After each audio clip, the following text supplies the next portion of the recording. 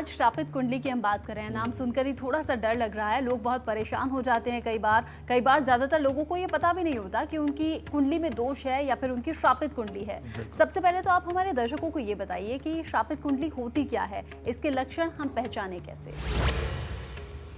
सही मायने में जिसमें 2-3 पितृदोष बैठे हुए हों और वाकई में ज़िंदगी के अंदर बहुत बड़े दुख लिखे हुए हों और बार बार हर चीज़ का खराब होना लिखा हो और घर के अंदर की सुख शांति समृद्धि के खराब होने लिखा हो, बेटा उसे शापित कुंडली बोलते हैं। फिर दूसरी बात, जिस जन्म कुंडली के अंदर शनि खराब हो जाए और अंधी कुंडली बन जाए, अंधी कुंडली कहने का मतलब जन्म कुंडली के 10वें घर के अंदर 2 दुश्मन ग्रह अगर आपस में आकर के बैठ जाएं और शनि भी अशुभ हो जन्म कुंडली के अंदर, तो बेटा ऐसी कुंडली को भी शापित कुंडली ही बोलते हैं। ये 3 तरह के हालात हैं जो कुंडली को शापित बनाते हैं और जब तक इनका इलाज ना किया जाए तब तक ये हालात खराब ही रहते हैं। एक और हालात बनाते हैं, चौथी कुंडली के हालात बनते हैं कि अगर जन्म कुंडली में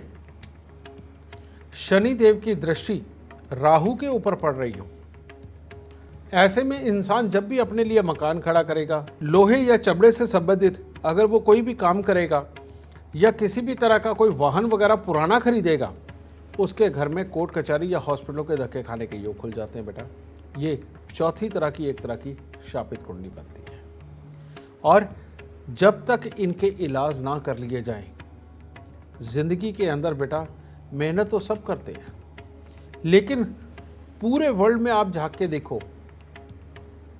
कि गिनती के 15% लोग भी पूरी तरह से समृद्ध और सुखी नहीं हैं पूरे वर्ल्ड में। बाकी सब लोगों को एक तरह की मेहनतें करके ही अपना जीवन चलाना पड़ता है। उसके बीच में 65% तो लोग ऐसे हैं बेटा कि जो रोज़मर्रा की अपनी ज़रूरतों को भी पूरा नहीं कर पाते। क्यों होता है ऐसा? हम एकदम सारे इंसान लगभग दिखने में, कर्म करने में, सोचने में, बोलने में सब एक जैसे हैं। फिर ऐसा क्यों होता है? क्योंकि ये ग्रह ही तय करते हैं कि हमारी बुद्धि का स्तर कहाँ तक का है और क्योंकि ये ग्रह ही तय करते हैं कि जो हम कर्म करेंगे उसके अनुसार हमें पूरा लाभ मिलेगा या नहीं मिलेगा। इन ग्रहों के कारण ही ये सारे डिफरेंसेस बने हुए हैं। जिनकी कुंडलियों में बहुत अच्छे योग हैं वो राजाओं की तरह जीते हैं, कम मेहनत करते हैं लेकिन उसके बावजूद उनको सब कुछ मिलता है।